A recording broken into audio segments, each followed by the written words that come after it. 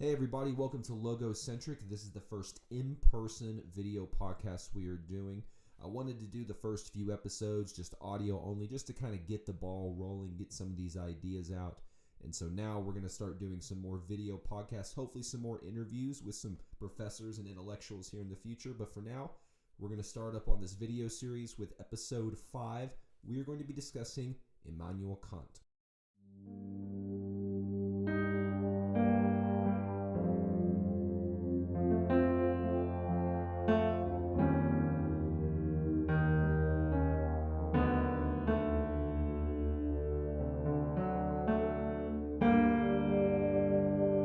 So I just got done reading Dr. Stephen Hick's book, Explaining Postmodernism. And this book has been the center of a lot of praise and a lot of criticism at the same time. So one of the things that I've noticed about the criticisms of this book, and it specifically derives on his interpretation of Immanuel Kant, which honestly, I'm a little bit torn about Immanuel Kant myself. And reading this book got me thinking about that philosopher. And I wanted to talk about some of his ideas today. So one of the things I wanted to point out, one, Immanuel Kant is a very, what's the word I want to use? I want to say deep, I want to say nuanced, but it's complex. It's an intellectual, abstract, Immanuel Kant is a very hard philosopher to understand if you're not very trained in the language of philosophy. So one of the things that Dr. Hicks points out in his book Explaining Postmodernism is that Kant was trying to essentially fit religion into a rational framework. Now, a lot of people would see this as a pro-Enlightenment position because he's trying to view religion through a rational prism. However, I think what Hicks points out is that's not actually what's going on. It's not that he's trying to put rationality as the highest ideal and fit religion inside of that highest ideal. It seems more that religion is the highest ideal, and he's trying to bend reason to conform in a way that would include religion.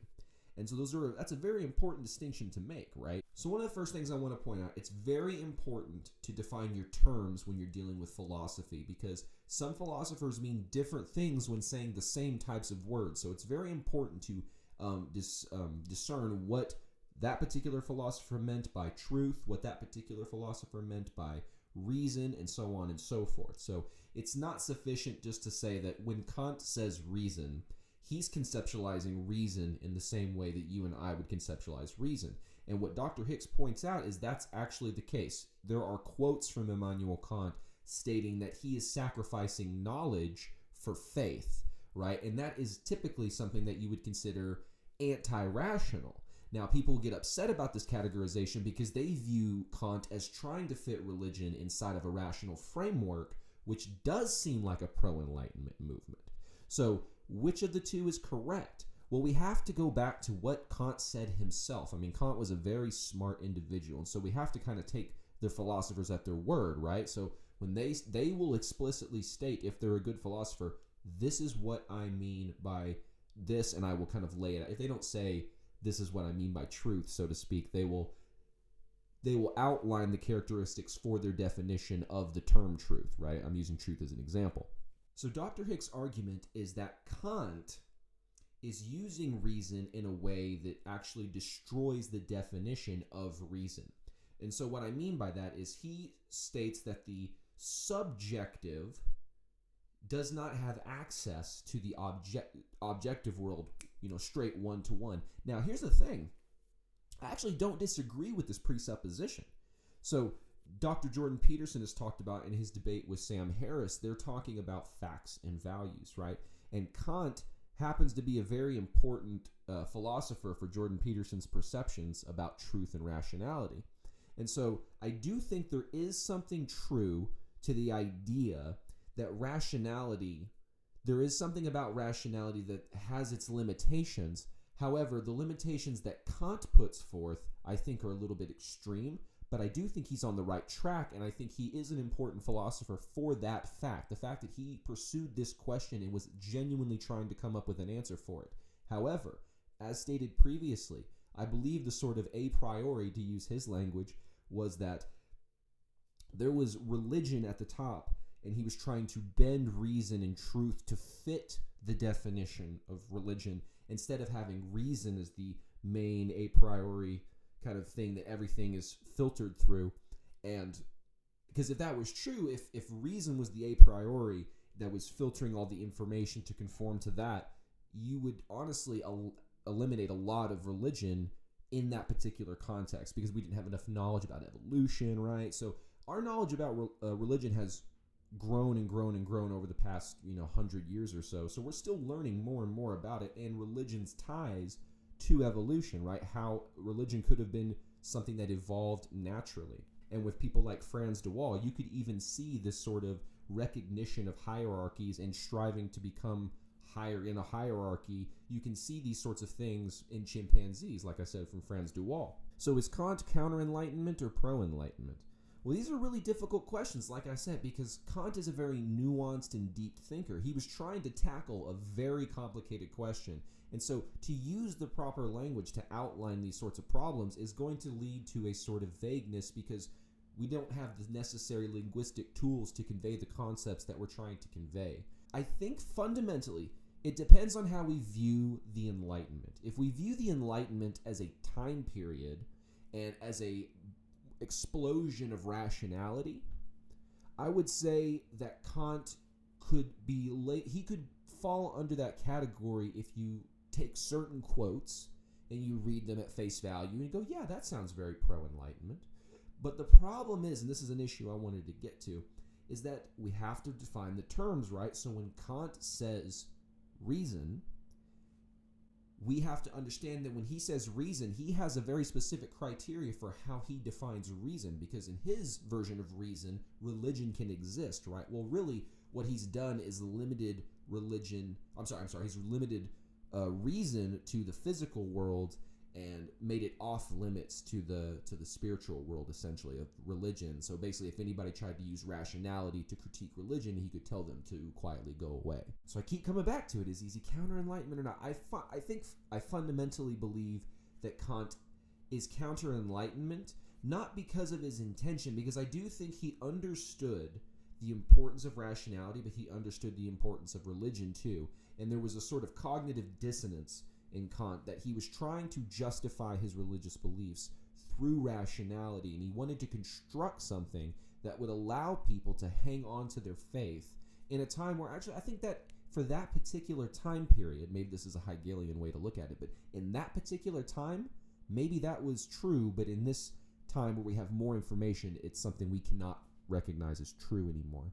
Right? So I guess Hegelian view of truth is that, something could be true in one instance and then in another millennia could be untrue, right? And so that's the sort of contradiction that exists when we're. And Hegel was very influenced by Kant, right? And so they were kind of involved in a sort of, what would you call it, like a dialectic.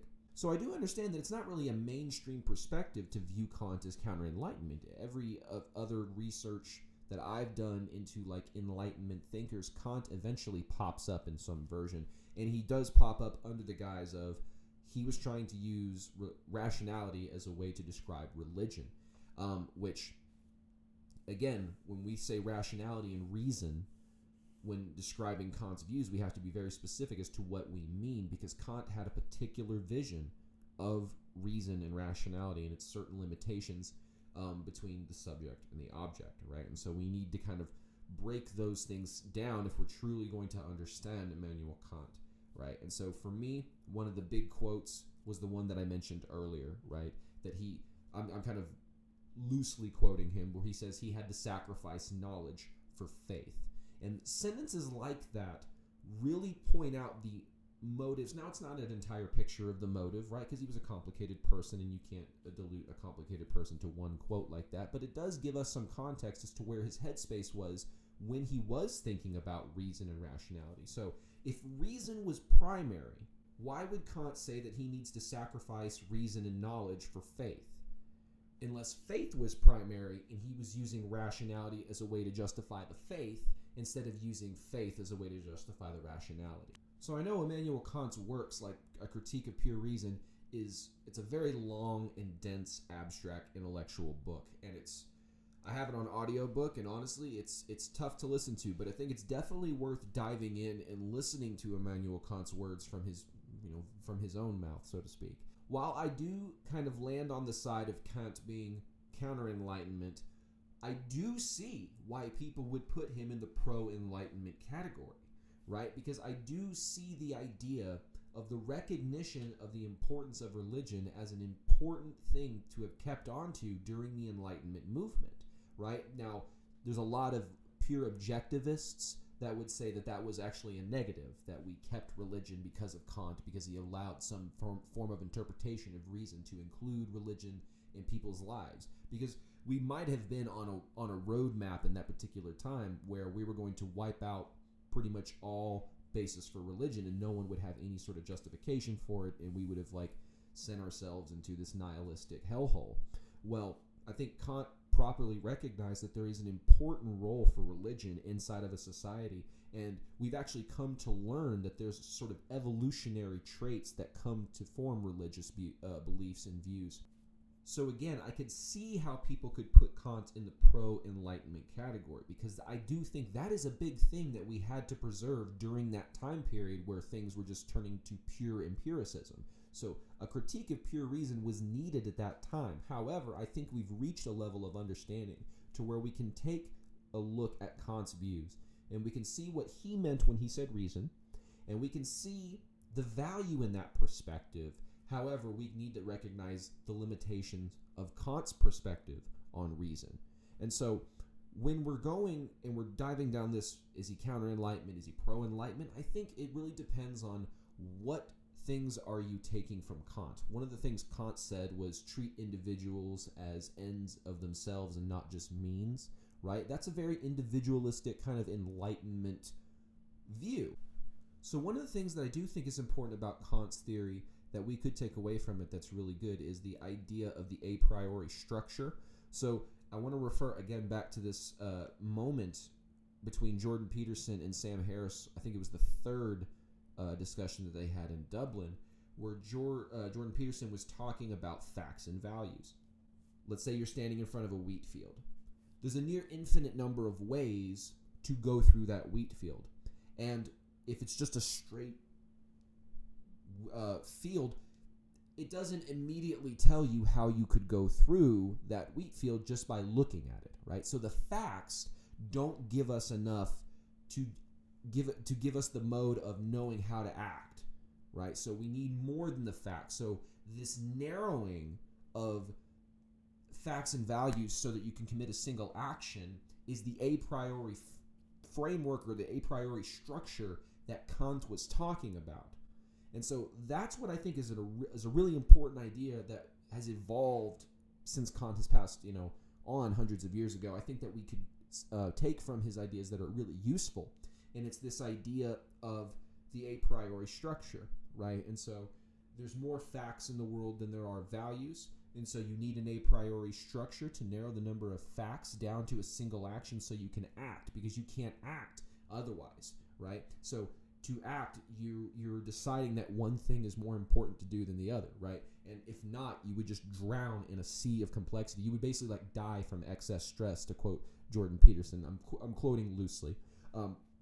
But this idea that there is an a priori structure that narrows the number of facts down to a value that you can act out, that is something that we should take deep consideration of, because that might bring us closer to this reconciliation that Kant was seeking between rationality and religion. You could even think of it as a reconciliation between facts, or not facts and values, but science and religion, right? Rationality and spirituality, right? This idea that there is a logical explanation for why we are spiritual and for the spiritual things that we experience. And so that's one of the ideas that I felt was really important about Kant's philosophy.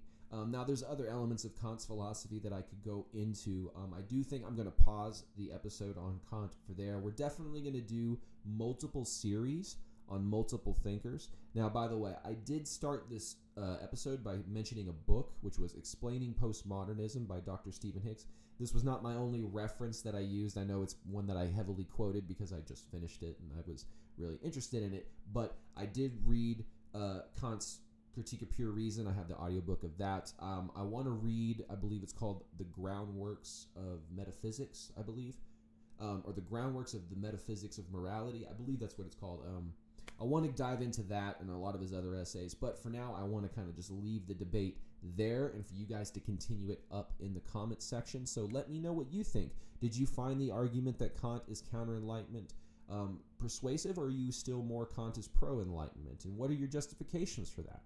One of the main things I want to point out real quick before we close out the episode is something that Lindsay Shepard said. And she talked about the free speech movement or the intellectual dark web movement, right, that started to happen in 2016 or so. And she's saying that it's been dying down because the label of being a free speech advocate has been sort of watered down.